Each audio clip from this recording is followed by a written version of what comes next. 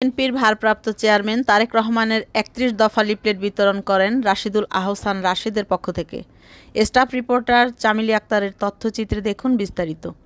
২৪ তারিখ শুক্রবার বেলা ৩ ঘটিকার সময় আশুলিয়ার বাইপাইলের গণকবাড়ি এলাকায় আশুলিয়া থানা যুবদলের নেতা রাকিব হাওলাদারের নেতৃত্বে বিএনপির ভারপ্রাপ্ত চেয়ারম্যান তারেক রহমানের ৩১ দফা বাস্তবায়নের লক্ষ্যে লিফলেট বিতরণ কর্মসূচি পালন করেন। এ সময় সাবেক ঢাকা জেলা বিএনপির সাংগঠনিক সম্পাদক রাশিদুল হাসান রাশেদের পক্ষ থেকে লিফলেট বিতরণ করেন।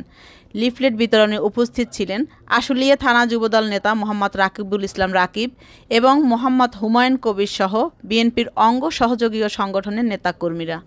এ সময় ঢাকা জেলা বিএনপির সাবেক সাংগঠনিক সম্পাদক ও ঢাকা ১৯-এর সংসদ সদস্য পদপ্রার্থী রাশিদুল আহসান রাশেদের পক্ষে মোহাম্মদ রাকিবুল ইসলাম জনগণের কাছে আগামী সংসদ নির্বাচনে ধানের শীষে ভোট চান এবং তারেক রহমানকে দেশ গড়ার সুযোগ করে দিন বলে দোয়া চান।